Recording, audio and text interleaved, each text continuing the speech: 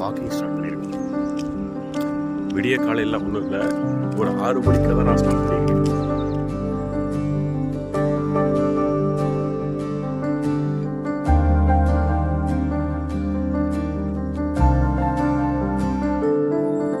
அந்த வானத்துல நீந்தும் மேகத்துக்கு நான் சொல்லும் கதை தெரியுமா? இந்த பூமியில உள்ள சாமிக்கெல்லாம் நான் கத்தி சொன்னாலும் கேக்குமா? இருள பார்க்காம வெளிச்சம் தெரியாதா? வலிய தாங்காம